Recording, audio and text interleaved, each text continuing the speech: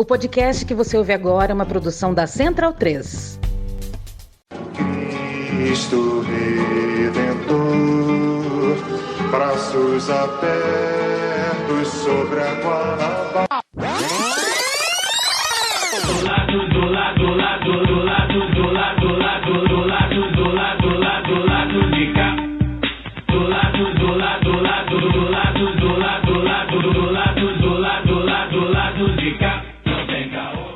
Bom momento, ouvintes da Central 3. Hoje é quinta-feira, dia 16 de março de 2023. Eu sou o Caio Belandi, direto do Sauí Estúdio. E este é o Lado B do Rio 267, o 267, chegando no seu feed. O time tá completo, tô com o Daniel Soares aqui do meu lado, na minha frente, na verdade, e Fagner Torres aqui ao meu lado, do lado do Daniel. Além da Luara Ramos via internet. Dani, vou começar com você a questão de prova. Vamos ver se você é bom nessa, tá? 80 de 82 executivos de grandes fundos de investimento do país, entrevistados pelo Instituto Quest, acreditam que a política econômica do governo Lula está indo na direção errada. A pergunta é, o correto é foda-se eles ou fodam-se eles? Com todo respeito ao nosso convidado. 98% dos senhores de engenho foram contra a Lei Áurea, né? Então, vai por aí. Comentei hoje, né, para a minha opinião balizada nos grupos de WhatsApp de qual participo, onde fui perguntado disso, agora divido a opinião com o nosso público, que essa galera não exigiu do governo Bolsonaro metade do que está exigindo do governo Lula, e isso não é uma força de expressão. Na mesma pesquisa, né, tinha gente que falava, porque o governo tem que ter um superávit primário de, não sei, 140 bilhões, não sei o que lá. O Bolsonaro, a meta era de 50 bilhões, isso jamais foi cumprido, pelo contrário, o governo Bolsonaro entregou déficit primários nos seus 4 anos, e isso não era objeto de questionamento, não saía no jornal a opinião dos operadores de mercado, dos gestores de fundo, e então basicamente é isso, eles nunca exigiram do Bolsonaro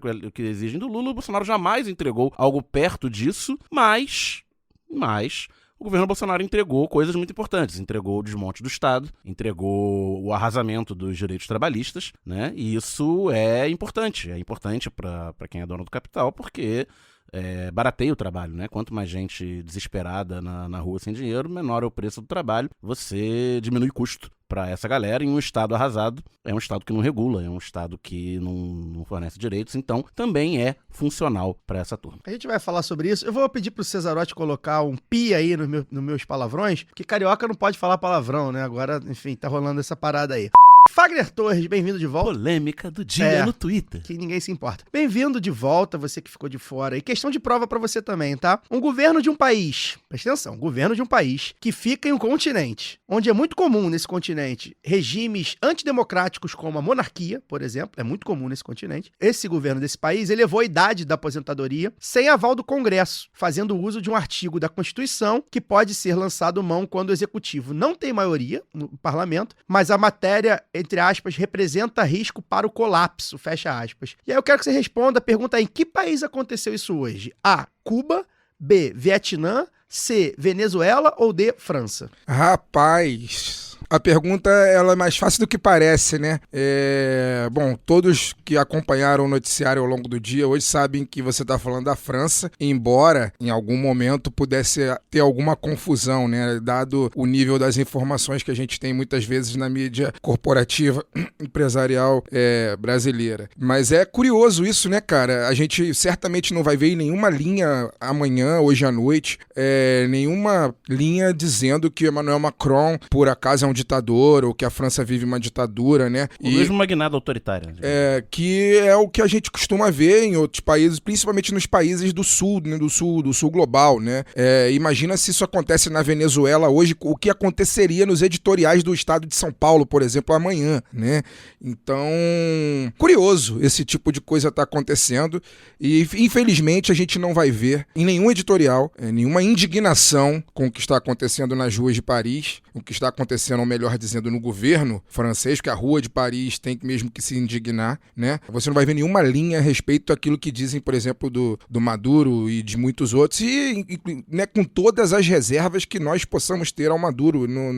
Aqui não está falando um defensor do Maduro, não. Mas aqui só está falando um crítico do discurso único que a gente tanto fala aqui no nosso programa da mídia brasileira. Mas vamos lá, a gente está com um representante da mídia brasileira aqui que quebra essa história do discurso único nas suas atividades. Essa brincadeirinha aí, né, gente, a gente vai também tratar sobre isso ao longo do programa pra gente entender as particularidades, né? Nenhum de nós aqui da mesa somos especialistas na política francesa, então há todas as nuances que devem ser tratadas como tal, assim como na política venezuelana, assim como na política cubana, vietnamita e assim por diante, né? Contexto o nome disso. Contextualizar as sociedades. Luara Ramos, você tá longe da França já, né? Porque se estiver na França, por favor, não fique na rua, nem dentro de carros, porque quando eu fiz o texto eu ia falar, a coisa vai pegar fogo, mas a coisa já está pegando fogo. Boa noite. Olá, Caio, Daniel e Fagner. Olá já para o nosso convidado especial de hoje e para todo mundo que está ouvindo a gente nesse momento. Hoje eu falo direto de Atenas, capital da Grécia, Caio, onde no fim de fevereiro aconteceu tá muito chique, Luara. O pior acidente de trem da história do país. O correspondente Choquei lá do B do Rio. A Gretchen, né? Agora falando sério, que eu comecei falando sério e o negócio a Grécia teve, aqui em Atenas, aliás, perto de Atenas, né, foi no final de fevereiro, aconteceu o pior acidente de trem da história do país. Acho que os números finais são de 57 mortos e mais de 60 feridos na colisão frontal de um trem de passageiros e um trem de carga no Vale de Tempe, que fica, pelo que eu pesquisei ali no mapa, né, entre a região ali da Tessália e da Macedônia, um pouco mais ou menos, mais de 300 quilômetros da capital, mas dentro do mapa, assim, relativamente perto, eu acho. E o acidente também teve um grande impacto na política nacional, porque ele resultou no pedido de demissão do ministro dos Transportes, acho que Costas Karamanlins de Aquileias. Eu acho que eu estou devendo na pronúncia, mas é que poucos dias antes da minha chegada, uma das casas desse ex-ministro dos Transportes, aqui perto de onde eu estou, no bairro de Placa, foi alvo de protestos. Então, esse é um assunto que ainda está movimentando bastante as conversas por aqui. Olhando também, entrando ali no Twitter, eu vi algumas tags com relação a isso, né? Porque gerou muita consternação. Foram muitos mortos, né? E muitos dos pais jovens que retornavam para casa depois do feriado de carnaval aqui na Grécia. E eu estou falando isso tudo para poder entrar já, né, sobre a França, que eu acho que o Fagner já falou bem sobre os limites da democracia burguesa. Mas viajando nesses últimos dias, mesmo no papel de mero observador, assim, a gente se pega pensando em duas coisas que eu acho que vão nortear o nosso papo aqui hoje, que é a responsabilidade do jornalismo e dos jornalistas como seres que reportam a história cotidiana e também do impacto da vida cotidiana das pessoas comuns. Então, quando a gente vê esses protestos aí na França, eu acho que é importante a gente perceber esses fatos, né, a importância disso para cada pessoa e para o conjunto dessas pessoas que a gente chama de povo. Essa luta, essa autonomia, né, como isso é conquistado dia a dia em ações assim, é que muitas vezes a gente olha só, né, durante o Jornal da Noite como mais uma pauta, mas é a vida das pessoas passando ali. Então, eu queria, nesse meu primeiro destaque, aí, trazer um pouco disso, porque nós vamos falar muito disso, assim, quando a gente fala de jornalismo, ou da credibilidade, ou da falta do jornalismo, eu acho que a gente tem que tratar disso também, a construção da história cotidiana e das pessoas tentando fazer a história ali naquele momento, e muitas vezes sendo impedidas por essas instituições. Então, complementando rapidamente, eu acho engraçado quando você cita, Caio, que essa regulamentação, né, essa coisa ali, essa possibilidade dentro da França ali de, em caso de colapso, o presidente poder lançar mão desse artifício, né? Que colapso é esse? Quem são esses especialistas que dizem que há um colapso? E por que as pessoas, por que o povo, por que quem realmente sofre impacto disso não é levado em consideração para pensar o que é esse colapso, né? Então, um pouco disso que eu acho que a gente vai tratar aqui hoje, já queria trazer aí no meu destaque, porque tem sido muito interessante perceber como as notícias se fazem e se desfazem quando a gente olha diretamente nos olhos das pessoas que vivem isso, sabe? Perfeito. Obrigado, Cecília Malan, direto da Grécia. Hoje a gente recebe aqui Kennedy Alencar, colunista do UOL, jornalista da Rede TV, um cara que a gente tem parado para ler e para ouvir, né, aqui na mesa, e para quem está chegando, até para o próprio Kennedy, se porventura não nos conhecer, a gente tem lado, né? O nosso jornalismo, o jornalismo que a gente faz é um jornalismo que tem lado abertamente, tem lado nas disputas de poder. Kennedy, prazer tê-lo aqui para esse papo, tá? Bem-vindo. E aí, vou te contextualizar e, porventura, também para os ouvintes que te acompanham, que de repente chegaram aqui no Lado B pela primeira vez. O nosso podcast surgiu em 2016, já no fim do processo do golpe em Dilma Rousseff. E era uma tentativa de um contraponto ao que a gente entendia, que via como uma clara formação de opinião pública hegemônica, única, entre os principais e maiores veículos do país. Essa conjuntura mudou. 7 anos depois, a gente consegue identificar um pouquinho,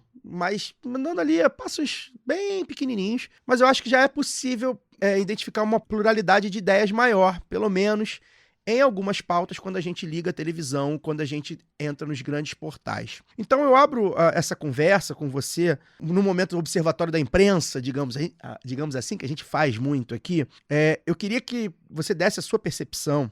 O que você lê no período da crise do PT, da Lava Jato, né, que começa em 2013, que culmina no golpe em Dilma em 2016. Qual é a leitura que você faz? E aí a imprensa, às vezes, é um negócio muito grande, muito vago, que a gente não consegue colocar na caixinha. Mas a gente consegue ter uma generalização, de repente, visual de certas coisas. Eu queria saber de você, Kennedy. Você acha que a imprensa faltou, por exemplo, mais esmero para lidar com a Lava Jato, mais cuidado para lidar, também talvez até mais vontade de perceber que a extrema-direita, na figura do Jair Bolsonaro, por exemplo, já estava ali com a cabeça para fora em 2016, né? Enfim, de alguma forma, Kennedy, queria que você abrisse esse papo com a gente, comentando aí qual o papel que você vê de pessoas que têm um canhão de audiência, né? São formadoras de opinião. Você é uma dessas pessoas. Qual foi o papel que você vê de você e dos seus pares, né, nessa ruptura constitucional, que foi o impeachment de Dilma Rousseff, que acaba e tem ligações diretas politicamente. Na prisão do Lula. Criando condições para a eleição do Bolsonaro. Da eleição do Bolsonaro. Bem-vindo. Olá, Caio. Obrigado aí pelo convite para participar aqui do lado B do Rio com vocês. Queria agradecer ao Fagner, que foi quem fez o convite diretamente. Dar um abraço aí no Daniel, na Luara, que está lá em Atenas. Dizer para você que eu tenho uma visão profundamente crítica do papel da mídia em todos esses episódios que você citou aí, né? Em relação à Lava Jato, a imprensa como um todo fez um papel, com raras exceções, de assessoria de imprensa de uma operação que se corrompeu ao longo do tempo, né? A corrupção do judiciário é gravíssima, a falta do devido processo legal da parte de um magistrado, da parte de um procurador da República é a falta mais grave que ele pode cometer no exercício do ofício. No caso do impeachment da Dilma, eu desde o começo chamei de golpe parlamentar, porque impeachment sem crime de responsabilidade é golpe, e a imprensa é sócia da ascensão da extrema-direita no país. O Bolsonaro não teria chegado ao poder se a imprensa não tivesse normalizado o Bolsonaro como fez. Eu me lembro de, em 2018, a imprensa questionando o Haddad e o Bolsonaro sobre os compromissos dos dois em relação à democracia. O Bolsonaro era um defensor aberto da ditadura.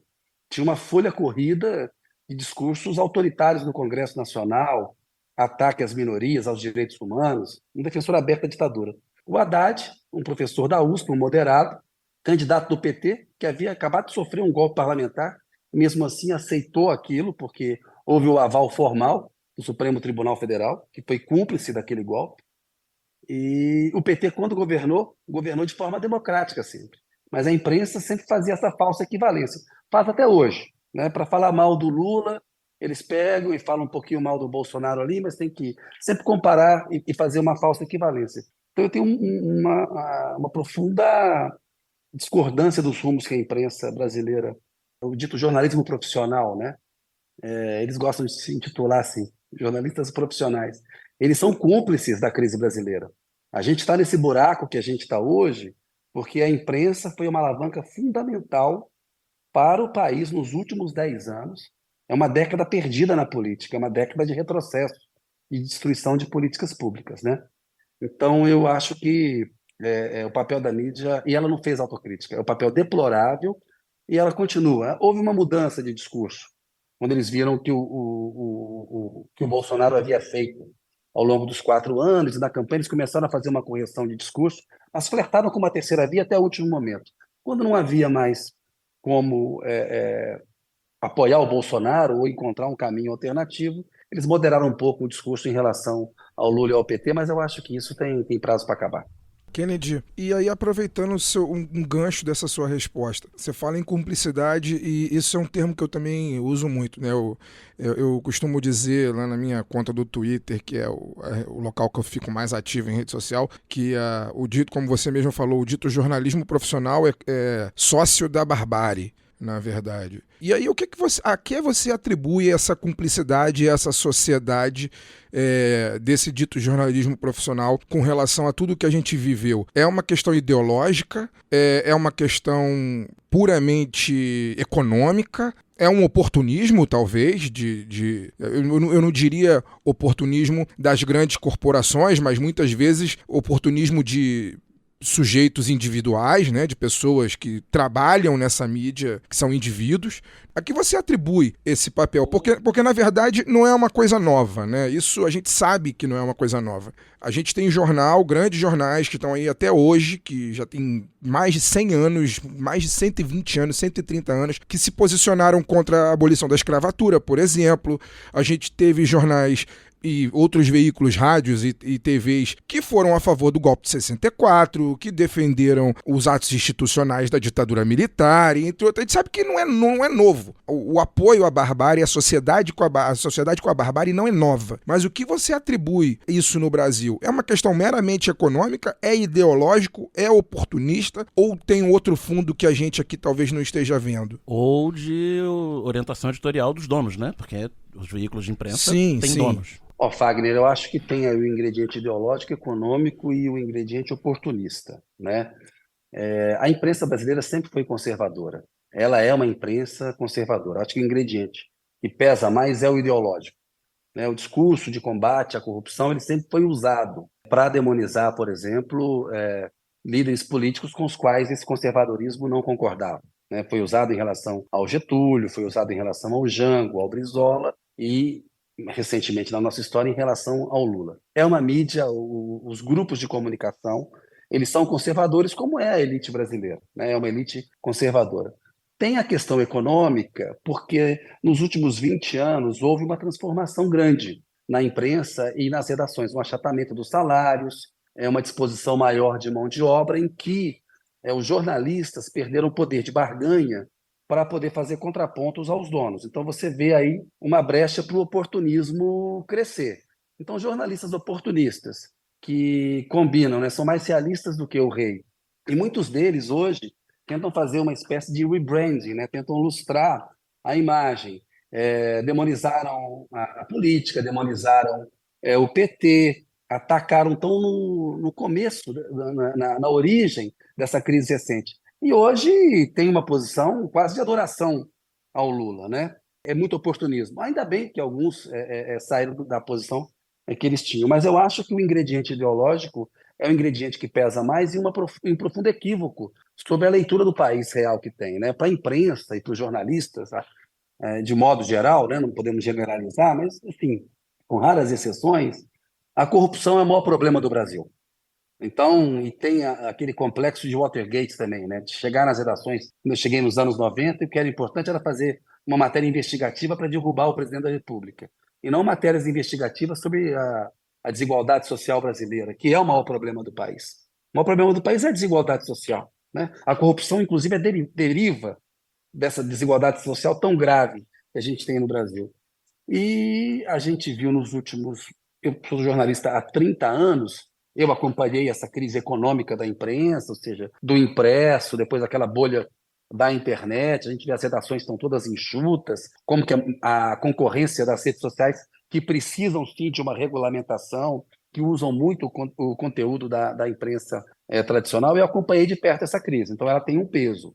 Mas eu acho que o fator principal é o fator ideológico. O apoio à Lava Jato, se explicou ali, aquela competição, querer dar um furo, a questão da corrupção da auto de página, manchete, chama atenção, aquele cano de dinheiro, duto da Petrobras jorrando dinheiro, dólar, todo dia de noite demonizando o PT. Como é que você resiste àquilo? Como é que você resiste àquelas capas seguidas da Veja demonizando o Lula, né? Então eu acho que há, sim, exceções, eu vejo diferenças entre os grupos de comunicação, acho que há grupos de comunicação menos conservadores, que procuram fazer um jornalismo mais objetivo do que outros, mas, de uma maneira geral, é uma imprensa bastante conservadora e que cede a essas tentações da falsa equivalência, do doisladismo, né? Tá chovendo, aí você escuta o Caio, tá chovendo?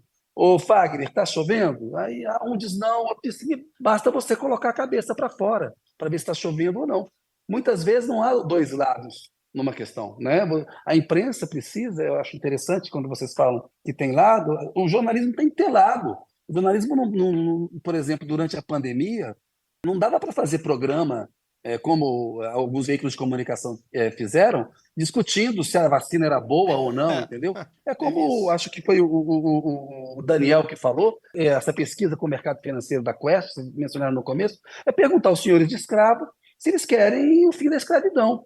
Né? Ali, 100%. Até que teve dois que disseram, olha, né? Enfim.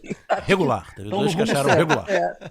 Regular. A gente pode, enfim, voltar a esse assunto depois também, ou seja, essa visão da imprensa muito atada ao mercado, porque também os grupos de comunicação se financiarizaram nos últimos anos, tem toda essa questão do modelo econômico que contribuiu também. Mas eu acho que tem um ingrediente geral ideológico e um particular, né?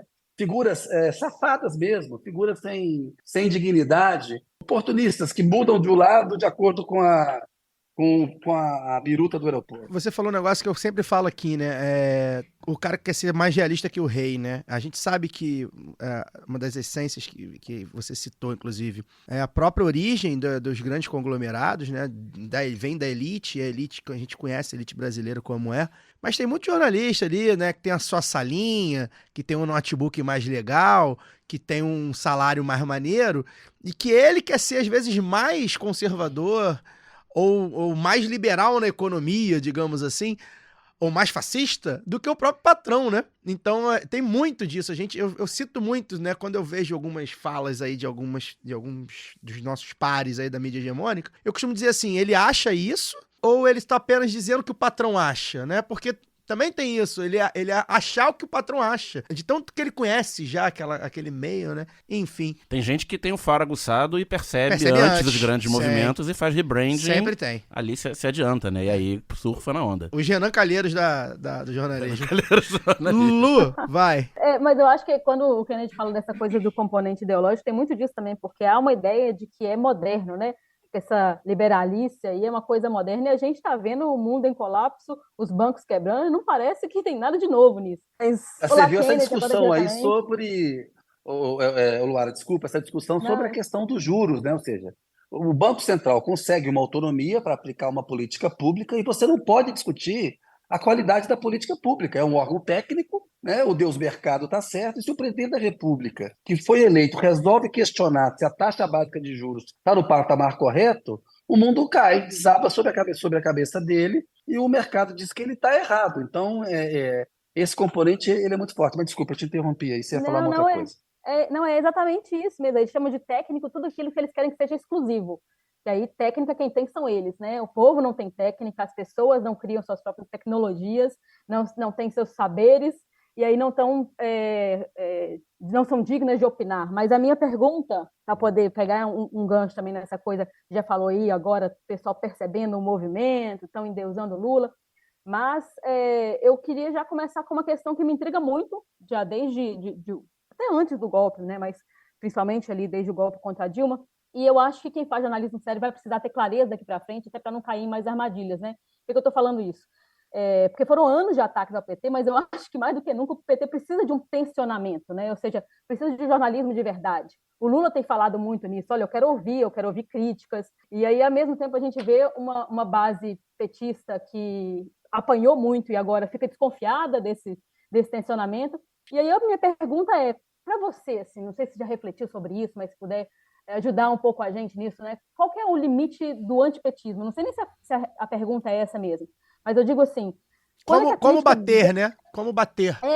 Quando a crítica deixa de ser ao PT porque é o PT e vira o que deve ser, para o que serve e o que deveria servir um partido de trabalhadores, ou o papel que o PT cumpre enquanto governo Lula, enquanto partido, enquanto instrumento, né, de uma dessas partes desse país, ou seja, que tem ali sua base, que deve ser ouvida também, um pouco disso, assim. Eu acho que quando há honestidade intelectual, né? O antipetismo é uma profunda desonestidade intelectual, porque o PT, com todos os defeitos que ele tem, é o único partido que se comporta como partido político no país, tem um alto nível de debate interno, e se tem um partido que foi criticado ao longo da história política brasileira, foi o PT. Eu acho que não falta crítica de qualidade ao PT da parte de pessoas de esquerda. Durante o próprio governo da Dilma, eu fiz algumas críticas em relação à forma como ela se comportava na articulação política e numa visão centralizadora. Agora, aquilo não era desculpa para derrubar a Dilma. Se a Dilma não era uma presidente tão hábil politicamente contra o Lula e tão boa do ponto de vista administrativo contra o Lula, ela não poderia ter sofrido o impeachment. Aqui a gente não tem um regime parlamentarista em que você derruba um governo porque você acha que ele não funciona, porque ele é ruim. Né? O nosso sistema é um sistema presidencialista. A Dilma foi apeada do poder por um golpe parlamentar da elite brasileira que queria implementar o teto de gastos, a liberdade de preços para a Petrobras atrelada ao dólar, fazer reformas econômicas conservadoras e retomar um controle do poder central que ela perdeu com a acessão do PT ao poder. A Dilma cometeu erros e muitas vezes eu fiz críticas à Dilma. Agora, eu acho que é preciso haver honestidade intelectual. Na questão do antipetismo, você vê uma demonização da política e muito preconceito em relação a um partido pelas origens dele. Né? O Lula sofreu preconceito a vida inteira, porque ele é um sindicalista. Como o Lula fala, né? O Lula é uma pessoa muito inteligente, muito bem articulada. Né? A origem operária do PT, as comunidades eclesiais de base, né? Intelectuais de esquerda que enfrentaram a ditadura e que, de alguma maneira, desagradavam a esses conservadores. Eu acho importante haver crítica, sim, em relação ao governo do PT, como em qualquer governo. O papel de um jornalista, né? Não é ele ser baba-uva de governo, nem ficar defendendo o governo, mas agir com o mínimo de honestidade. Não tem comparação nenhuma possível entre o Lula e o Bolsonaro, entre o que foi o governo do Lula e do Bolsonaro. Né? E muitas vezes a imprensa ela procura ter um nível de crítica como se ela pudesse equiparar coisas que são diferentes. Eu vejo um pouco dessa maneira, Luara. O que me chama muita atenção Vou dar o gancho para você, Dani. O que me chama muita atenção nesse debate nesse observatório da imprensa que a gente costuma fazer aqui, é como os grandes veículos, e aí é praticamente geral, embora isso ligeiramente está mudando, é como é proibido certos assuntos e certos lados. Né? É bom lembrar, gente aqui no lado B, embora nós sejamos um grãozinho de areia perto das grandes corporações, quando a gente fala que quer votar no fulano de tal, ou que vai votar no fulano de tal, e a gente sempre declara os nossos votos na eleição, o William Bonner vota em alguém. Estou citando o William Bonner, que é sempre a figura citada, embora o William Bonner seja só né, é só uma das figuras. Os grandes jornalistas votam em alguém. Votam, porque tem que votar. Eles fazem parte da democracia. Eles leram pensadores e intelectuais e escritores que formaram a ideologia deles. E a partir do momento que a gente vê que parece que todos leram o mesmo livro, e aí, Dani, que até que gostaria que você como economista da mesa, na economia é pior ainda, porque assim, hoje você consegue ver no lado, digamos assim, entre aspas, social, né, a questão, por exemplo, do racismo. Hoje em dia você consegue debater o racismo de uma forma que há 20 anos atrás não era nem possível, porque não existia... 20 anos atrás, um diretor de jornalismo dizia que ainda está no racismo. cargo escreveu um livro para dizer que não somos racistas. E o jornalista que até hoje é um pensador da política brasileira era contra a cota. Hoje já é um negócio que ele, enfim, pode até ser contra a cota. Tá lá, né?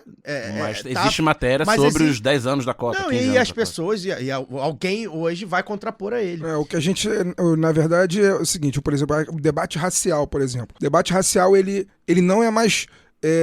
O discurso de que você é assumidamente racista, isso não é mais tolerado socialmente, né? A figura se diz racista, ela pode ter até apoio, né, naquilo que ela se declara, mas ela vai ser combatida pelo que ela declara. Mais que isso. Não, então, se negar o racismo hoje em dia... Sim.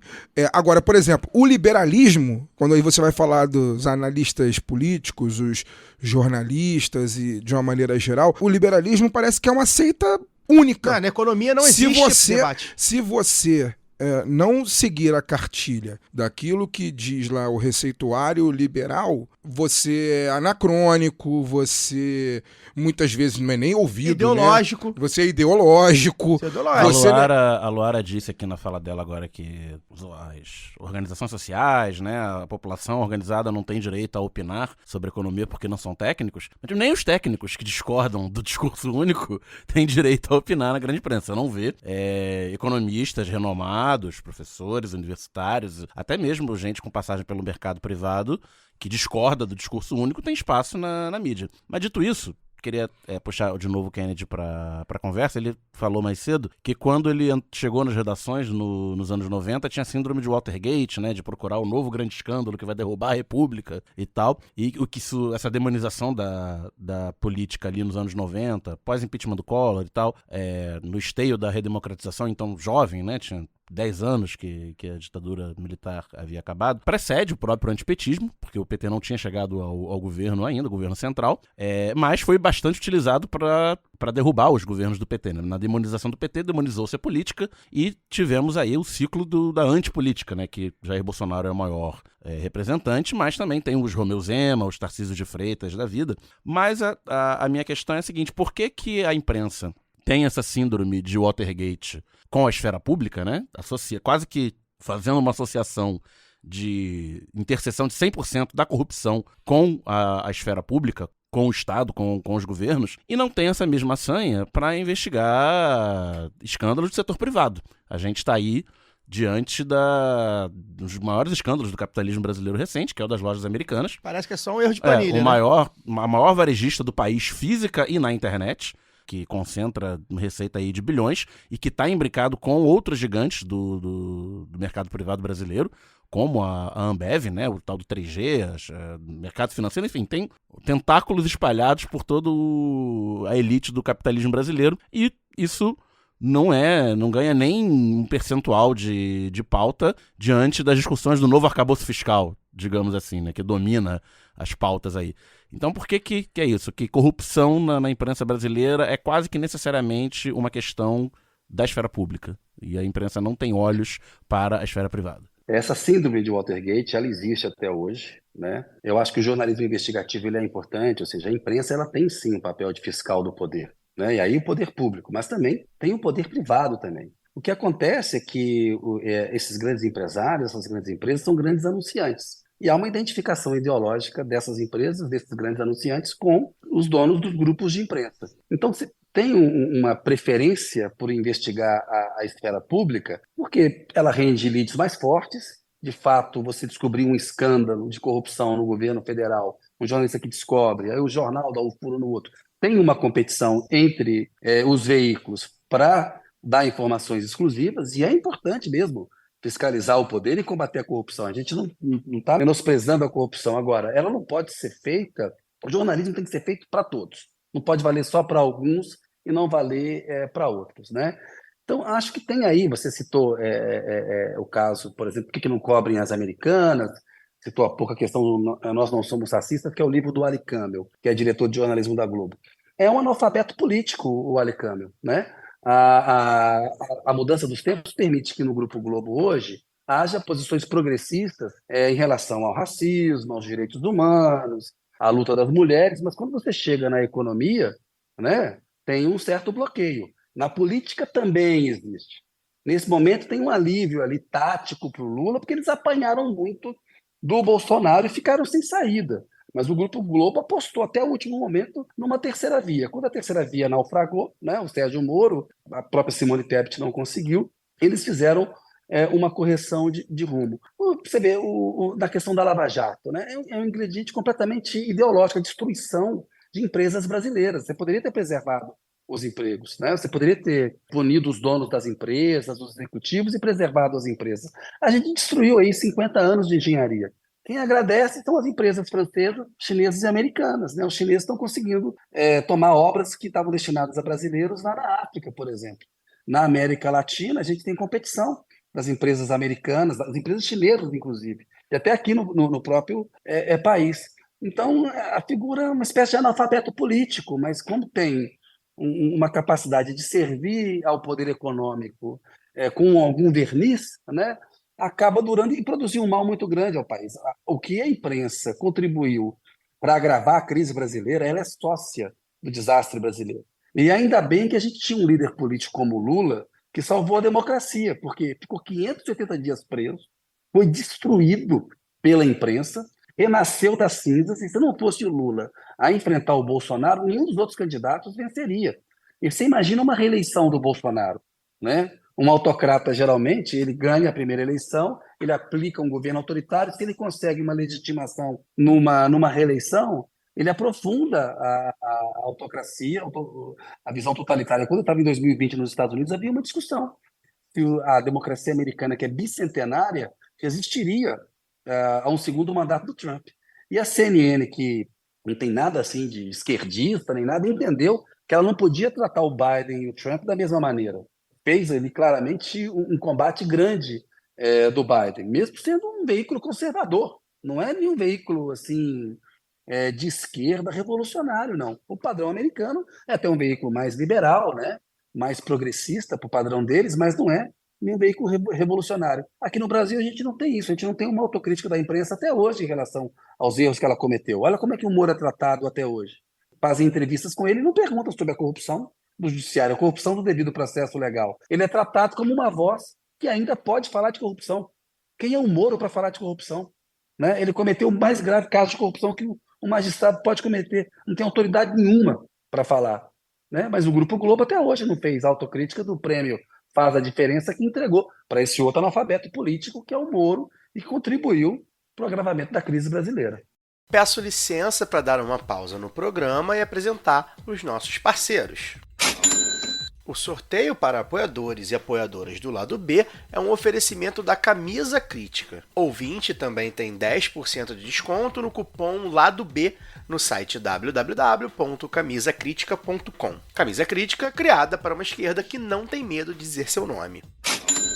E que tal aprender inglês, espanhol, francês de maneira leve, dinâmica, com afeto e senso crítico? Conheça a WeCreate, o curso de idiomas parceiro do Lado B. Acesse www.wecreateidiomas.com. Siga também nossos parceiros nas redes sociais. Obrigado pela atenção e voltamos ao programa.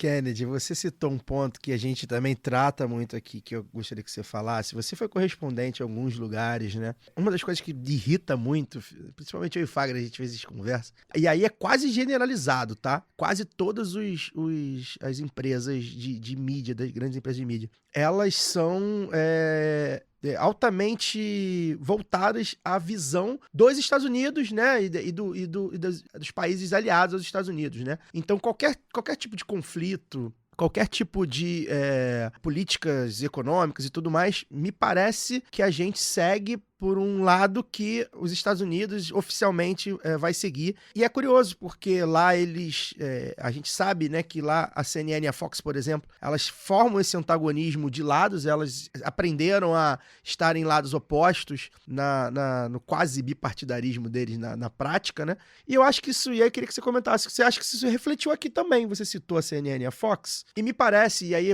como você citou o Ali Camel, né, da Globo, eu acho que a Globo, e eu acho que é uma chance que os grupos de mídia têm de perceber isso, com a ascensão do fascismo de Bolsonaro, ela acabou entendendo que falou, vou precisar assumir de alguma forma algum lado, nem que seja um lado para criticar, né? Não necessariamente um lado para tratar o Lula como ele era, de fato, mas para conseguir tratar o Bolsonaro como ele de fato era, ou tentou. Você acha que tem alguma coisa a ver, principalmente por causa do Trump, né? O Trump, a gente sabe que o Trump e o Bolsonaro são partes do mesmo pacote da extrema-direita mundial. Você acha que teve a ver um pouco? Você acha que essa postura pode ser que seja alterada? Você vê chance disso acontecer? E o que você acha, se você realmente acha que a mídia brasileira, quase generalizada, não só nas opiniões, mas na forma que reproduz as notícias, ela tende bastante para o que a Casa Branca tende a fazer e a falar também? Acho que tem uma afinidade cultural muito grande entre o Brasil e os Estados Unidos. E é uma cultura forte. A cultura norte-americana e a capacidade de influência que ela tem. E os Estados Unidos entenderam muito bem como usar o hard power, né, o porrete, e o soft power. Então, figuras como o Moro, Deltan Dallagnol, foram seduzidas pelo soft power. São convidados para ir lá no DOJ, o Departamento de Justiça dos Estados Unidos, são treinados, fazem palestras, foram homenageados. Há uma questão da sedução. Há um alinhamento brasileiro com os Estados Unidos maior, desde a Segunda Guerra Mundial, e pela influência, os Estados Unidos são o país com maior investimento direto no Brasil. A China é a nossa maior parceira comercial, mas o país com maior investimento direto no Brasil são os Estados Unidos. E o Brasil, ele compete com os Estados Unidos pela liderança regional. Claro que os Estados Unidos são muito mais poderosos, eles são a maior potência global. Mas no governo Lula, principalmente, o Brasil assumiu uma posição de líder regional de contraponto aos Estados Unidos. Foi muito importante, né? O grupo de amigos da Venezuela, a questão como se colocou em relação àquela tentativa de mediar um acordo nuclear do Irã, e aquilo incomodou os Estados Unidos. Eu não tenho dúvida de que a Lava Jato teve total impulso das autoridades americanas pelo incômodo que havia, primeiro com os governos do PT e também uma disputa de mercado de engenharia. Eles defendem os interesses nacionais dele, e aí os democratas e os republicanos são muito parecidos. Então, acho que tem uma questão de afinidade. Na questão do Trump e do Bolsonaro, aí muda, né? Assim, de poder e de afinidade natural, né? A elite brasileira, ela adora ir para Miami, ela acha bacana ir para Nova York, ela reclama muito do país dela, enfim, tem um deslumbramento também pelo poder de sedução que uma sociedade de consumo, uma sociedade que tem uma indústria cultural muito forte, entretenimento, música, e é uma cultura muito interessante também, tem muito respeito pela cultura dos Estados Unidos. Agora, isso não deve fazer com que o Brasil o Brasil tem tamanho num país como no mundo atual, o país como o Brasil tem tamanho para fazer um jogo de potência global, sobretudo pelo peso ambiental que tem. Mas essa eu já estou me perdendo ali. Na questão do Bolsonaro e do Trump, há uma relação direta de subordinação do Bolsonaro aos interesses dos Estados Unidos. É pior, aos interesses dos Estados Unidos e do Trump, né? O Bolsonaro foi incapaz de reconhecer a vitória do Biden, o que, do ponto de vista da relação bilateral com os Estados Unidos, foi um tremendo erro. Ele se colocou contra o presidente que havia vencido a eleição. Ele prejudicou os interesses nacionais brasileiros ao tratar o Biden como tratou, ao não reconhecer a vitória do Biden. Então, acho que na fase Bolsonaro você tem um agravamento, porque essa ascensão da extrema-direita no mundo, ela tem muito a ver com o que o Trump fez e o Steve Bannon, grande estrategista da eleição dele em 2016, fizeram, né, em usar mentiras, fake news e as redes sociais como uma arma política. O algoritmo das redes sociais, ele gosta da fake news porque ela dá mais engajamento, dá mais dinheiro, né? Notícia mentirosa, notícia falsa, pode causar mais impacto, desperta maior audiência. É preciso regulamentar isso. Eu vi como é difícil combater a mentira como uma arma política. É nesse sentido que eu falo que o Lula salvou a democracia brasileira com a força dele. Se a gente não tivesse um líder tão forte como o Lula para enfrentar a máquina que o Bolsonaro no poder, porque o Bolsonaro em 2018 ele ganhou fora do poder. Em 2022 ele tinha os instrumentos do Estado. Já não tinha mais a Lava Jato ao lado dele, graças a Vaza Jato, graças a um processo de crítica ao que havia acontecido, porque eles afundaram o Brasil e permitiram que um genocida, um cidadão sem a menor qualificação, chegasse à presidência da República, né? Então, eu entendo que na relação com os Estados Unidos, por exemplo, Lula foi lá agora, eu acompanhei a visita, foi uma visita importante. A gente tem que estabelecer com os Estados Unidos uma relação de parceria pelos interesses comerciais, culturais, políticos que envolvem os dois países, mas não pode ser uma relação de subordinação. Como o Lula agora também vai para a China, e lá é uma visita mais comercial, ela funciona assim, como um contraponto natural que o Brasil pode fazer num mundo onde tem essa nova Guerra Fria, tem esse novo equilíbrio geopolítico entre os Estados Unidos de um lado, a China de outro, a União Europeia é um bloco importante que consegue ter peso, mas, enfim, está no segundo plano se você levar em conta o poder que os Estados Unidos e a China têm. É assim que eu vejo. Eu acho que o Brasil tem potencial para ser uma liderança, sobretudo na América Latina, fundamental, e aí haverá choque com os Estados Unidos, né? A gente não pode achar que é normal o embargo a Cuba. A gente não pode achar que é normal os Estados Unidos terem uma relação saudável com os ditadores da Arábia Saudita e serem contra o Chávez e o Maduro, né? Eles têm que respeitar. Vocês mesmos falaram, eu acho que tem muita crítica em relação ao Maduro, ao autoritarismo dele, a forma como ele aparelhou o judiciário, o chavismo. Mas tem que se entender o chavismo. A Venezuela tinha uma das piores elites da América Latina. O chavismo é um processo, nasce porque você tinha uma elite que saqueava o país. Se depois isso se desvirtuou, que o Chávez ficou tentado pela permanência ao poder, que o Lula não ficou, que poderia ter um terceiro mandato, se caminhou para um autoritarismo, para uma autocracia, nós temos que apontar. né? Temos que, inclusive, falar, falta liberdade política em Cuba. Mas temos que dizer também que o embargo americano à ilha, ele só contribui para um cenário que mantém a ilha naquela situação. E Né? a Se gente os também Estados não Unidos quisessem pode. mesmo democracia em Cuba. E no caso da Venezuela, por exemplo, que você citou, além disso, a gente tem todo o direito de ter as críticas ao Maduro, né? Mas a gente, sabendo quem é a oposição, inclusive não pode naturalizar a oposição que é. Porque Exato. Henrique Capriles, por exemplo, é um canalha, é um cara que não vale nada, é um cara ligado ao que há de pior na elite venezuelana.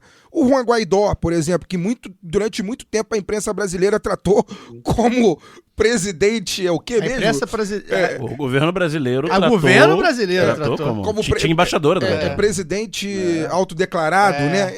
Esse tipo de coisa, né? Tem um Não, comentário. é incrível, é um país que tem fronteira com o Brasil, ou seja, nós acabamos com a embaixada lá durante o governo Bolsonaro. Você não pode estabelecer relações com um país tão importante como a Venezuela é para o Brasil, inclusive importava muitos produtos do Brasil, da maneira como se estabeleceu. Né? Você pode ter críticas ao Maduro, e eu concordo com você em relação à posição da Venezuela. Ela é pior do que o chavismo. Agora, que o chavismo se transformou numa experiência autoritária, autocrática, isso para mim é inegável. E o próprio Lula e o PT têm críticas em relação a isso, que eu acho que são saudáveis, são importantes. Agora, eles têm direito a uma autodeterminação deles. E a gente não pode, como país, né, a gente tem que se relacionar com os países de uma maneira que não é uma relação pessoal entre presidentes, é uma relação entre países. Se É for, importante entender isso. for analisar todo mundo, como a gente falou, né, não vai sobrar ninguém para dependendo da onde a gente parta, né, do entendimento de democracia. Só queria fazer um adendo que você falou antes de passar para a Luara tem alguma coisa para falar. O Bolsonaro, né, com essa coisa dele de dobrar a aposta, que a gente sempre falou aqui, ele dobrou tanto a aposta na questão do Trump, né? Como quando o Kennedy relembra que ele não reconheceu o Biden. Parabenizou o Biden. Não parabenizou. Que ele coloca o governo dos Estados Unidos, já de Joe Biden, ele coloca o governo dos Estados Unidos como fiador da democracia brasileira, que é um negócio que eu jamais achei que fosse ver. Por várias vezes, o governo norte-americano, falou que estava garantindo que se o Lula veio aqui vencesse... dar recado. Não, quando teve aquela babaquice lá dos embaixadores e tal, o governo americano deu o recado. O Biden falando que assim, o Biden reconheceu a eleição do Lula em 5 minutos. Não, ele Isso já tinha não falado. É uma hipérbole. Ele já tinha falado antes. Ele falou: nós vamos reconhecer. Vazou documento do Congresso americano Isso dizendo. foi importantíssimo. Isso foi importantíssimo. O cara ao dobrou. longo, porque. Sobretudo para os milicos não se assanharem tanto. Exatamente. O golpe de 64, ele aconteceu porque você tinha um apoio da elite e você tinha um apoio internacional. Quando os Estados Unidos sinalizam, olha, o processo eleitoral brasileiro é liso, é correto, nós não vamos entrar nessa de fraude de urna. A gente viu isso acontecer aqui. Reconhece em tempo recorde, como lembrou o Daniel. A vitória do Lula condena os atos golpistas de 8 de janeiro, cumpre um papel que nos ajuda, sim, a enquadrar os militares, porque lá nos Estados Unidos, os militares são legalistas. Eu estava lá quando o chefe do Estado-Maior atravessou a Praça Lafayette ao lado do Trump, quando os manifestantes foram expulsos. Depois ele fez um meia-culpa, pediu desculpa, dizendo que ali ele deu a entender que ele podia apoiar uma autoridade. E houve uma discussão dos militares americanos que se o Trump quisesse trilhar um caminho autoritário, eles não embarcariam. Aqui a gente tinha ministro da Defesa escrevendo nota contra o Supremo Tribunal Federal. Né? Ministro da Defesa querendo ser fiscal de urna. Então, eu acho que, nesse sentido, para ajudar a enquadrar os militares brasileiros, foi importante. Porque se você tivesse lá o Trump reeleito, dando gás, talvez fosse uma situação mais difícil. Eu acho que a sociedade brasileira não aceitaria um golpe. Ele não seria viável, até porque a gente viu a incapacidade administrativa do Bolsonaro é tão grande que não haveria nem o que defender do ponto de vista administrativo. Né? Não é um ditador que aplicou uma política econômica de interesse da elite, lá como o Pinochet fez no Chile, e que conseguiu angariar apoio popular e internacional. O Bolsonaro não tinha o que oferecer ao Brasil, né? Só a paz nos cemitérios, a única proposta que ele tinha. Acho que a sociedade não aceitaria, mas o fato de o Biden, durante a campanha, deixar claro que os Estados Unidos não embarcariam no golpismo no Brasil, isso foi importante, sim.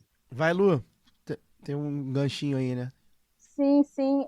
Eu queria aproveitar que o Kennedy até já falou, né? E agora que a gente já refletiu sobre esses problemas todos da mídia brasileira, eu queria trazer uma outra questão que eu acho pertinente.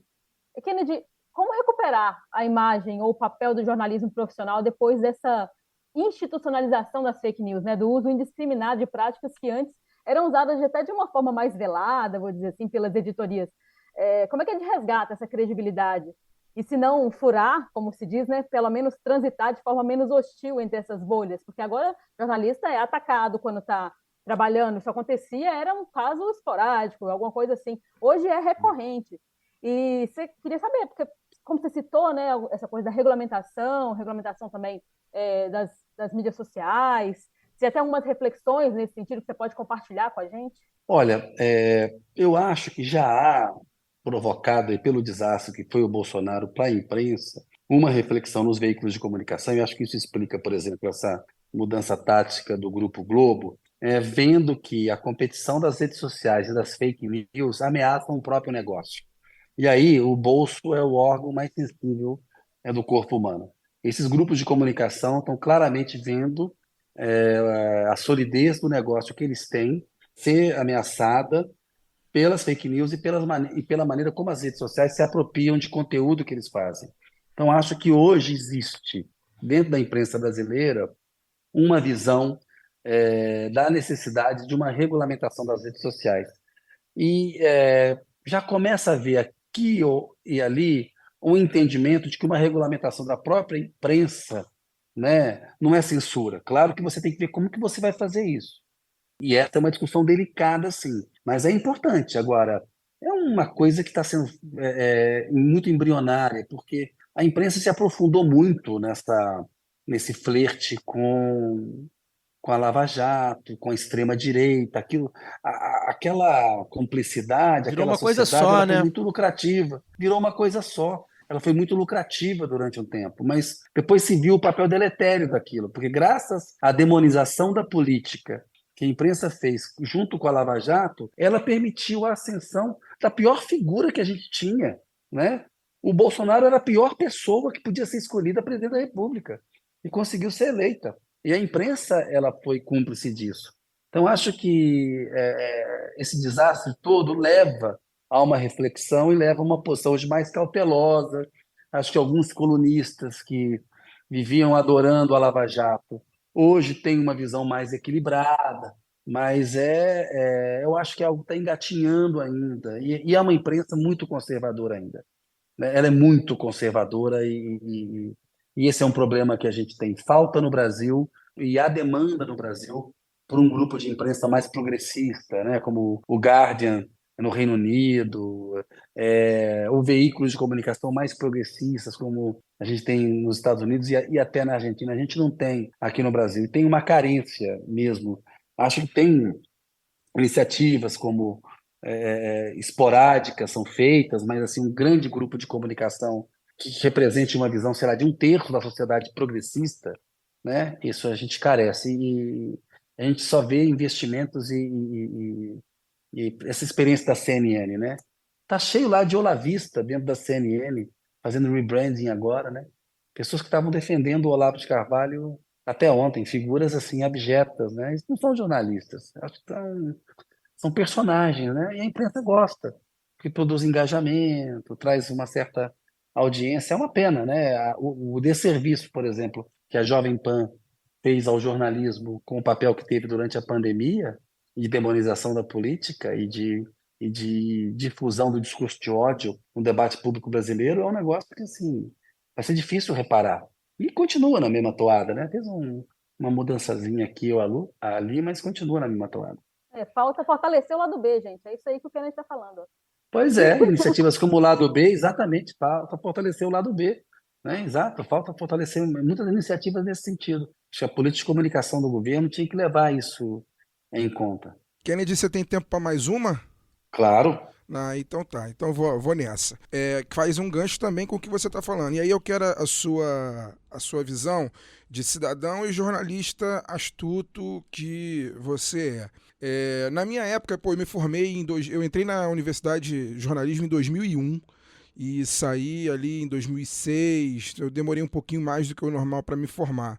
Eu me lembro claramente que naquela época, a gente, pelo menos na sala de aula e nos muitos debates que eu participava como estudante de jornalismo, era muito raro a gente falar sobre punição aos militares, sobre o problema que foi o Brasil ter feito a lei da anistia geral e restrita, né? Os torturadores não terem passado pela cadeia, que foi aquilo que aconteceu na Argentina, que a gente acabou de ver agora esse filme maravilhoso que é o Argentina 1985. Era muito raro a gente ouvir falar. Eu realmente não me lembro de ter ouvido nenhum professor falar sobre isso em sala de aula, e não me lembro de ter participado de nenhum seminário, de nenhuma mesa de debate, de nada que alguém falasse sobre isso naquela época. Aparentemente, como eu te disse, né, eu entrei no final do governo FHC e estudei ali durante todo o primeiro mandato do governo Lula e mais um pedacinho do segundo. Aparentemente, supostamente,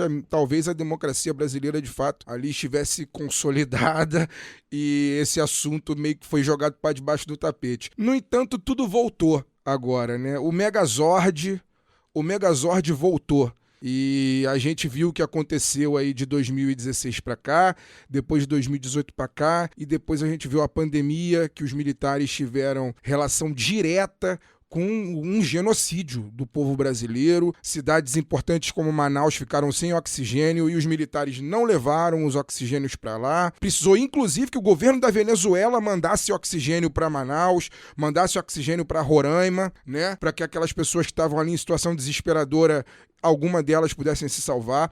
E, no entanto, tudo isso aconteceu, né? Talvez porque naquela época, a época que eu era um jovem estudante lá dos meus 20 anos de idade, a gente não debatia esse tema que deveria ser debatido. E agora que que o governo Lula voltou, que com muito custo, precisando fazer uma frente amplíssima para poder ganhar de 50,8 a 49,2, voltou, né? E o coro de sem anistia, eu que estive na posse do Lula em Brasília dia 1º de janeiro, provavelmente o coro de sem anistia foi a coisa mais alta que eu já ouvi na minha vida durante aquele momento em que Lula e Geraldo Alckmin estavam ali recebendo a faixa, fazendo o discurso. O grito de sem anistia foi realmente muito marcante. Você, como observador e como jornalista, como que você vê o cenário político, o ímpeto político para que, de fato, os militares sejam responsabilizados, e não só os militares, né? Aqui nesse programa a gente fala sempre, não são só os militares,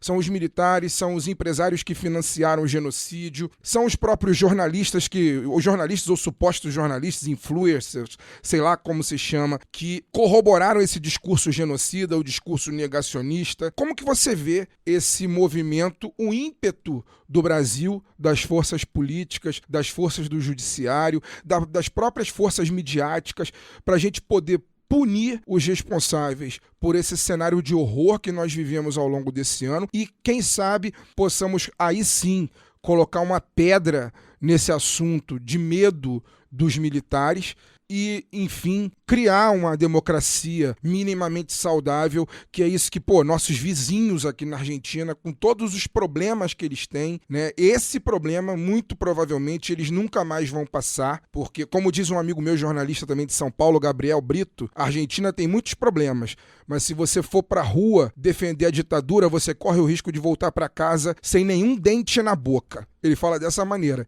E ele fala que, assim, não é porque a polícia vai te bater, não. É porque o cidadão comum tem a noção do que isso significa na vida dele e ele mesmo vai defender a democracia. Ao contrário do Brasil, que a ditadura é defendida, enfim, inclusive dentro do Congresso Nacional, sem nenhuma punição. Olha, eu acho que ao lado da desigualdade social e de uma elite que não tem consciência da defesa do interesse nacional, a questão militar é um dos problemas mais graves do Brasil. Nasceu com a República, né? A República nasce de uma rebelião militar, de uma revolta militar. O fator militar esteve presente ao longo da nossa vida republicana, né? O tenentismo, a Revolução de 30, a queda de Getúlio de 45, até para segurar o governo, o legalismo do governo JK, o golpe de 64. E a gente teve uma transição democrática bem diferente da chilena e da argentina. Nesse sentido, é uma pena mesmo É difícil a gente julgar a correlação de forças em 79, né, o acordo político para a gente redemocratizar o país naquele momento, a volta dos exilados, né, o fim do bipartidarismo, da Arena MDB, né, PSD e MDB, PMDB depois, ou seja, a redemocratização do Brasil. Difícil a gente falar hoje que foi um erro fazer a lei da anistia. Você olha hoje e fala, teria sido melhor que na lei da anistia a gente não tivesse perdoado os torturadores, né, os crimes correlatos cometidos pelos militares lá. Mas o próprio Supremo já julgou esse caso e entendeu que sim, que a anistia valeu também para os torturadores. E a gente tem esse problema. Eu acho que um dos problemas mais graves é essa mentalidade golpista dos militares brasileiros que se acham no direito de serem tutores, né, de terem tutela da vida civil. E a gente teve, você citou aí a questão quando você começou a estudar o governo Fernando Henrique, a Comissão dos Desaparecidos começou no governo Fernando Henrique. Ele tomou medidas importantes no sentido de reparar os crimes cometidos pela ditadura militar. E nunca houve um meia-culpa da parte dos militares, né? Eles, durante o governo Bolsonaro, celebravam lá, né, todo ano o golpe como uma mentira, dizendo que havia uma ameaça comunista e que eles defenderam a democracia. É mentira, não tinha ameaça comunista e não teve defesa nenhuma da democracia. Eles mataram a democracia. Então, não ter tido esse ajuste de contas é algo que nos atrapalha hoje. Eu acho que a experiência do Bolsonaro enfraqueceu as Forças Armadas. Acabou, de uma maneira tal, contaminando, e que a gente assistiu em 8 de janeiro, né? E você falou do papel dos militares na pandemia, ou seja, o Pazuello desmoralizou os generais brasileiros. Imagina se o Brasil, ainda bem que o Brasil não está numa guerra, porque com esses generais aí, o general Heleno, o Pazuello, essas figuras aí, a gente não ia ter a menor condição A guerra durava 1 hora e de travar meia. a batalha. Não tinha a menor condição. Você vê que é uma questão de formação mesmo. Então, acho que é uma discussão muito complicada. O Lula agora está pisando em ovos. Teve nessa semana com a Marinha, está discutindo investimento. Vocês veem, o governo do Lula investiu em submarino nuclear, equipou FAB, Exército, e mesmo assim eles têm, pelo PT, uma visão preconceituosa, golpista. Foi um governo excelente para a recuperação da capacidade de investimento militar, né, e o entendimento. Mas ali tem uma questão ideológica muito profunda e eles acham que são tutores da vida civil. Não são. O artigo 142 da Constituição não dá a eles esse direito. O Supremo já fez a interpretação dizendo que eles não têm esse direito. Agora há no Congresso uma discussão para tentar se deixar isso ainda mais explícito no artigo 142, mas isso é um grave problema, porque parcela da sociedade dá apoio a essa visão golpista. Então é uma pena. Eu assisti 1985, recomendo que todos vejam, né? Muito bom. A importância, a dificuldade, o medo que, inclusive, os que estavam lutando contra a ditadura tinham daquele julgamento. Mesmo assim, aconteceu. Então é uma pena. Eu acho que esse fator militar ele é uma das razões do atraso brasileiro, a gente está vivendo o maior período de normalidade democrática, né? São 38 anos agora, se a gente contar, né? De 1985, que foi o ano da redemocratização. É o período mais longo da nossa história em que a gente vive de uma maneira democrática. A gente teve o Bolsonaro, que foi um governo de ataque à democracia. Foi um governo autoritário, foi um governo que quis acabar com a democracia brasileira. E eu acho que aí, ainda bem que a gente tinha o Lula, porque se qualquer outra figura dificilmente derrotaria o Bolsonaro. Então, nesse sentido, o Lula nos salvou do fascismo e do autoritarismo. Isso dá ao Lula um salvo-conduto para ele governar como ele quer e não receber nenhuma crítica das pessoas progressistas, das pessoas de esquerda, não. Né? Mas a gente tem que entender quão baixo nós descemos, o risco que nós corremos e a gente teve à beira de um abismo fascista. O segundo governo do Bolsonaro ia tornar muito difícil a vida de uma conversa como essa que a gente está tendo aqui no lado B. Eu experimentei na própria pele os ataques dessas figuras, inclusive da Lava Jato também, ao longo dos últimos anos, né? E sei como foi difícil. Então, me imagino que se a gente tivesse tido a reeleição do Bolsonaro, olha, ia ficar difícil a vida dos democratas no Brasil, né? Durante a pandemia apareceu o que eu chamei de os democratas de pandemia. Só havia uma pandemia no Brasil para esse pessoal É. começar a criticar o Bolsonaro, né? O genocídio do povo Yanomami, o genocídio da maneira como o povo brasileiro como um todo, pela forma como ele lidou com a pandemia, né? Ele não Alguns, combateu, como ele inclusive, lidou Kennedy, com a pandemia. esqueceram disso na eleição, né? Sobretudo no segundo turno. Não, eu fico imaginando se esse homem tivesse falado assim durante a pandemia: botem máscaras e fiquem distantes um do outro e se vacinem. Só isso. Ele não precisava ter feito mais nada. Se ele falasse só isso, eu fico imaginando o que teria. Queria fazer só um adendo. Mas o Kennedy, você vê então o cenário político, o movimento político, você vê ainda pisando em ovos com relação a essa discussão de sem anistia, então, né? Eu acho que é uma discussão difícil. Primeiro que já tem um entendimento do Supremo. Isso eu acho que é um processo longo que passa pela formação dos jovens oficiais. Nas academias de formação, o currículo ainda é golpista. A gente tem uma geração aí que era jovem durante o golpe militar e que hoje ela está na cúpula, está de saída, alguns já estão na reserva, em que ainda tem uma predominância de uma mentalidade golpista. E as forças policiais militares, né? A radicalização, o discurso de ódio para essas pessoas, assim, o Bolsonaro falou para essa gente e conseguiu que fosse feita uma radicalização política. Esse é um problema grave que nós temos. Então, o Lula lida com o Congresso conservador. Então, acho importante, e ele tem consciência disso. É um presidente progressista, o Lula é hoje um presidente, que eu diria, um Lula mais à esquerda do que o Lula 1 e o Lula 2, na compreensão do país que ele tem e do que ele tem para enfrentar. No entanto, ele enfrenta um cenário em que o conservadorismo é mais forte de quando o Lula se elegeu em 2002 e se reelegeu em 2016, né? Esses misóginos, homofóbicos, esses genocidas aí saíram do armário com o Bolsonaro, se sentiram livres, né? E parte da imprensa reproduziu. Se andar de táxi em São Paulo, ouvindo a Jovem Pan o tempo inteiro, você imagina o que aquilo é capaz de fazer na cabeça de um cidadão, né? A desinformação, a desqualificação do debate público, da política. Então, a gente ainda tem... Por isso que quando eu avalio o governo Lula e falo da imprensa, eu ainda lido com muito cuidado. A gente tem que ter muita responsabilidade, entendeu? Quando o Lula falou contra os juros do Banco Central no patamar que ele falou, ele estava absolutamente correto. O Lara Rezende, que é um dos pais do Plano Real, foi dar uma aula para esses economistas sobre a inflação brasileira e sobre essa taxa Selic que subiu de 2022 para cá, de 2 pontos percentuais para quase 14%.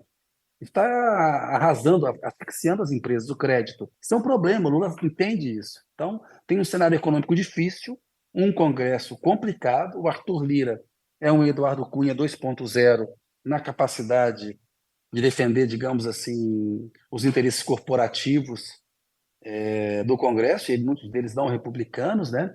O Rodrigo Pacheco, que foi fraco durante boa parte da pandemia, começou a fazer um movimento no fim do governo Bolsonaro, que foi importante, que se descolou do Arthur Lira. Então, essas nuances aí que a gente tem que entender. O Lula lida com um cenário econômico e político ainda muito difícil. Muito difícil, né? Enfim, Tarcísio de Freitas foi eleito governador de São Paulo. Você vê o tamanho da força que esse conservadorismo ainda tem, né? Tá aí martelando os bens públicos. Martelando. Então, eu acho que a imprensa precisa levar em conta isso, né? Porque, inclusive, ela foi uma das cúmplices ativas, né? Uma das responsáveis pela grave crise política e econômica que a gente enfrenta. Então, eu acho que a gente tem que ter responsabilidade. Eu queria fazer só um complemento, pessoal.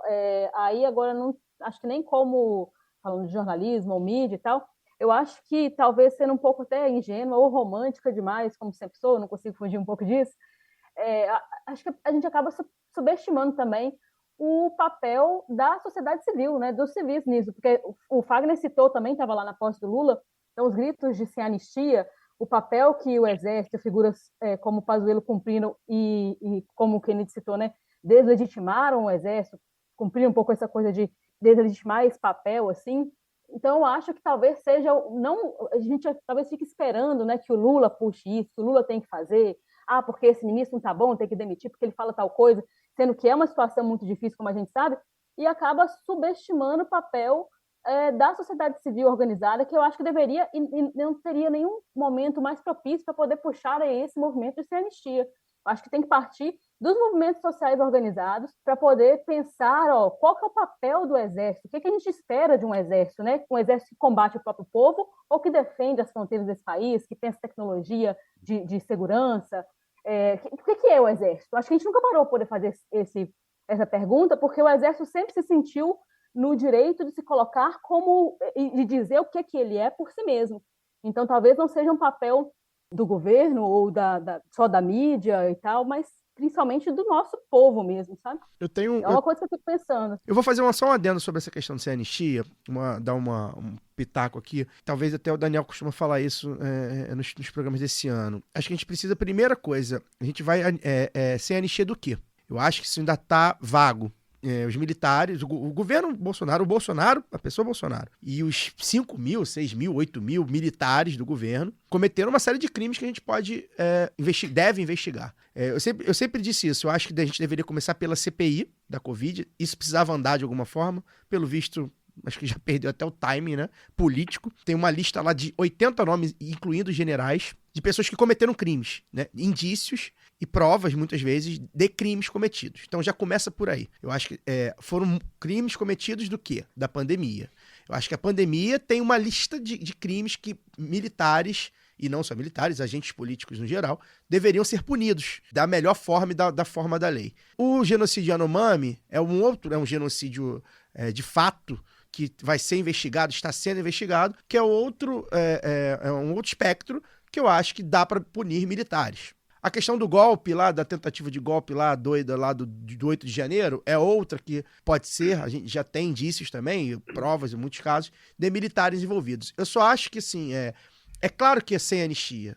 Só que é sem anistia do quê? Eu acho que a gente precisa começar a dizer os delimitar crimes que essas pessoas cometeram. Então, que crime o Você falou bem, cometeu? é preciso a tipificação penal. É Exato, importante porque você senão a gente...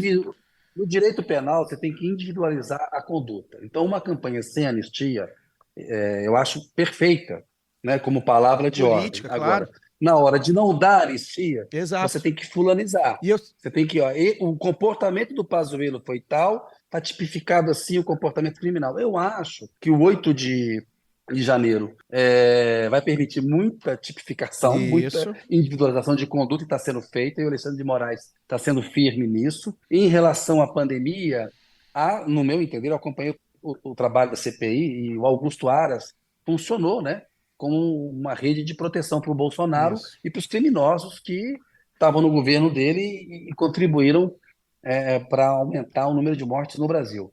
Então, eu concordo com você, sem anistia, mas sem anistia exatamente para que tipo de crime que cada um cometeu. E isso é importante, porque numa democracia, né, você não manda cortar a cabeça geral. Numa democracia é importante que as pessoas tenham direito ao devido processo legal. Eu quero que todos esses golpistas tem isso, né, Kennedy? A gente todos tem os isso. direitos humanos e o devido processo legal que eles gostariam de negar caso a ditadura que eles defendem fosse instalada no Brasil. Acho muito bom quando eu vejo relatos na Papuda, eles reclamando por melhores condições de tratamento para os presos. Acho fundamental isso, acho pedagógico, acho importante. E temos que reconhecer os direitos humanos deles e os direitos de defesa que todos eles devem ter. Eu sou um defensor do direito de defesa. E a gente tem isso, né? Meu ponto é esse, a gente tem subsídio para isso, né? A gente não vai entrar nos quartéis e simplesmente chegar com os generais e mandar prender todo mundo. Isso é revolução, e a gente não fez a revolução. A gente ganhou a eleição. O que eu gostaria, meu sonho de adulto era, no dia 1º de janeiro, Flávio Dino, ou as forças políticas e jurídicas do governo se reunissem e pegassem aqueles 80 nomes da CPI da Covid e começasse por ali. Começasse a investigar por ali, enfim, no âmbito da CPI ou fora dele. Lembrar também, né, uma coisa que o Kennedy falou, da credibilidade dos militares, né? Tem pesquisa já mostrando que esse governo e a aliança com o Bolsonaro derrubou a credibilidade deles. Ainda é uma das instituições públicas mais confiança na sociedade, né? Mais que Congresso, que partidos políticos, mas caiu bastante. Pois é. E também lembrar que a gente gosta de falar da Argentina, e eu acho muito bonito, esse filme é muito bonito, inclusive, e embora não tenha ido à Argentina, acho muito bonita a forma que eles lidaram com a ditadura, mas a nossa teve 3 vezes mais de duração, né? Também tem essas questões. A gente também teve... A nossa ditadura durou muito mais. A gente teve outras... 21 anos. Pois é. A deles acho que durou 8, né? 7. A deles 76, é de 76 a 83. Houve experiências autoritárias antes sem a Mas continuidade. Teoricamente, é porque a gente não fez o serviço correto, né? Mas assim, teoricamente, a deles, inclusive, durou menos tempo, mas matou mais gente. Pois é. Né? Mas é que a gente não fez A do Brasil processo. teve como estratégia, né, institucionalização, Pois né? é. Fez uma constituição, criou partidos. Tudo controlado, né? Mas ela Lá tentou eles fecharam. fazer Isso foi fundamental para poder criar essa coisa Claro, de que não eu falei, dita branda. do inconsciente coletivo. Da dita não branda. só da dita branda, mas Não, também de os- uma instituição que é forte, Isso. que é legítima. E os herdeiros da Então, Arena quando estão aí até hoje, né, Laura? Exatamente. Então, por isso que eu falo assim, acho que é papel nosso também puxar, falo como militantes, como ativistas, eu que sou, enfim, também puxar isso aí de uma forma que coloque isso de novo no debate, porque parece que o 8 de janeiro é tão distante. Nós estamos discutindo o arcabouço fiscal e parece que o 8 de janeiro já passou, é outra época, não se fala mais nisso, CPI da Covid muito menos. Então é disso, assim, essa tipificação, ela tem que ser discutida dia a dia, até para a gente também discutir o que é a aberração da justiça militar, sabe? Aquilo ali foi crime militar, como? Se aconteceu no mesmo dia em que estavam civis ali também, isso vai ser julgado por quem? Em que né, enfim, é esse tipo de coisa que tem que entrar, eu acho, nas discussões do dia a dia, do nosso pessoal, dos nossos coletivos também, para que isso ganhe força e que a gente consiga tensionar. Eu falei de tensionamento lá no início, acho que vamos precisar desse tensionamento, de fato, não só para anistia, mas em outros pontos, mas eu falo disso porque é uma questão que é recorrente, que a gente vai ficar o tempo todo à espreita, a democracia aí sendo o tempo todo né, com golpe à espreita, porque esses caras, assim, tem uma coisa que o militar sabe fazer no Brasil, é dar golpe. A tradição deles é dar golpe. E gostam. Então, isso não pode ser... a gente não pode viver com essa ameaça constante. Perfeito. Kennedy, muito obrigado pela sua participação. O programa ficou excelente. A gente fez aqui um bom debate. Tem muita coisa. O Brasil tem muita coisa para debater. O nosso jornalismo tem muita coisa para debater. Mas eu acho que a gente conseguiu aí uma horinha e pouquinho fazer um apanhado de tudo. Muito obrigado pela disposição em estar com a gente, em dividir aí seu tempo e seus pensamentos com a gente. Queria que você deixasse aí seu recado final. Enfim, muito obrigado aí pela participação. O recado final é de agradecimento a você, Caio, ao Fagner, ao Daniel e à Luara, por permitir assim, uma discussão de alto nível, de problemas que realmente interessam aí a imprensa brasileira, né? É um debate que eu gosto de fazer enfim, agradecer a vocês, dar parabéns pelo trabalho. É importante a gente ter esse espaço aí. Contem comigo, a gente pode no futuro voltar a ter uma conversa aí. Eu só tenho que agradecer. Obrigado aí pela oportunidade que vocês me deram. Com certeza voltará. Vamos lá. Kennedy Alencar, Jamil Chad, Mário Magalhães. A galera boa aí. Já temos uma galera boa de papos aí ao longo desses quase 7 anos. Quase 7 ou quase 8? Quase 7. É a 8ª temporada, quase 7 anos. É verdade. Então já aproveita aí, dá o tostão da sua voz e dá seu boa noite. Não, agradecer ao Kennedy mais uma vez pela disponibilidade. Eu que sou um seguidor, tanto nas redes sociais quanto, enfim, no blog e também nas entrevistas que ele faz na Rede TV. A última entrevista que eu assisti dele, que eu gostei, foi com o presidente Lula na Rede TV. Agradecer a Thalita Tanchait, grande amiga, grande querida amiga, que já participou comigo tanto aqui no programa quanto nas lives de cobertura de política da América Latina que a gente costuma fazer no YouTube. É ela que me passou o contato do Kennedy, que fez essa ponte e que funcionou. O programa foi muito bom.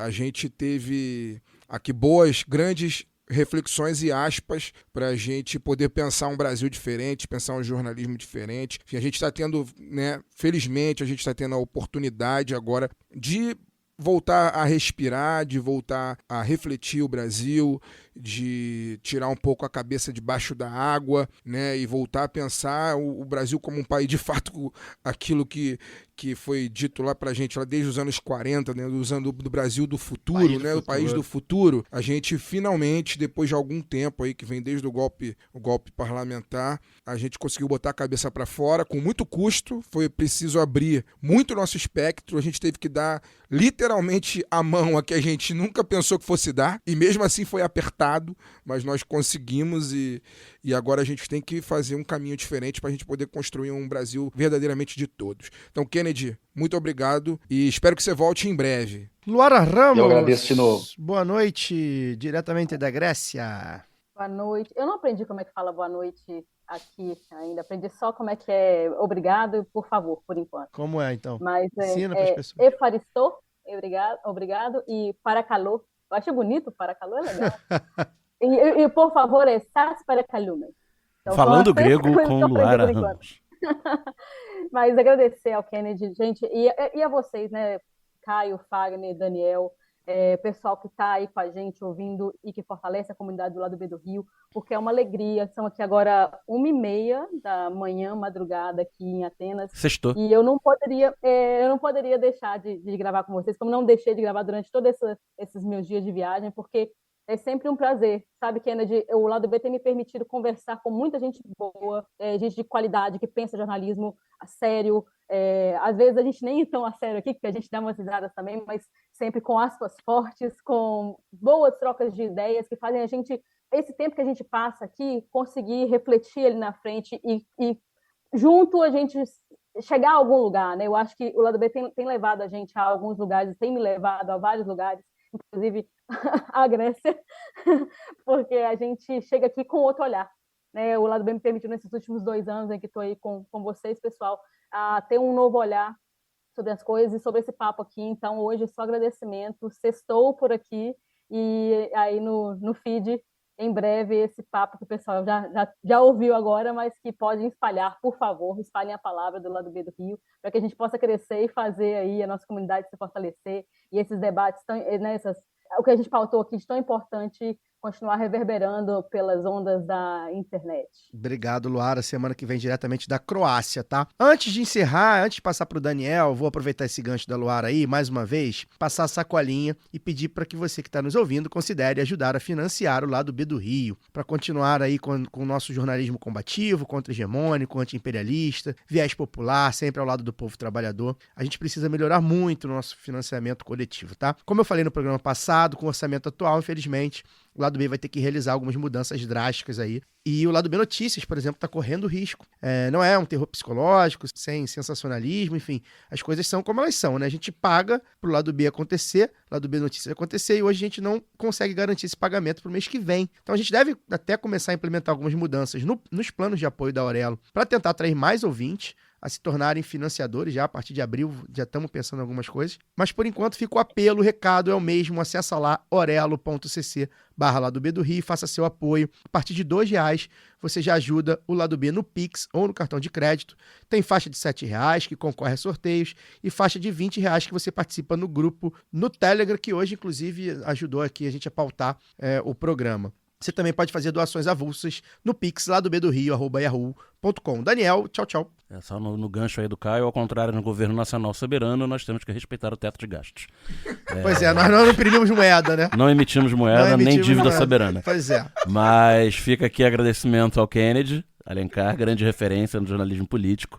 Até semana que vem, gente. Eu vou deixar aqui para finalizar um abraço pro Jorge. Quem é o Jorge? O Jorge, lá da Rocinha, lá do Fala Roça. Ele... O Jorge que estava muito bem vestido hoje, eu vi nas Flamengo. fotos. Fui lá fazer uma pauta lá pro IBGE, lá pro censo, na Rocinha. E fui subindo lá a casa, a gente ia gravar lá na casa do pessoal.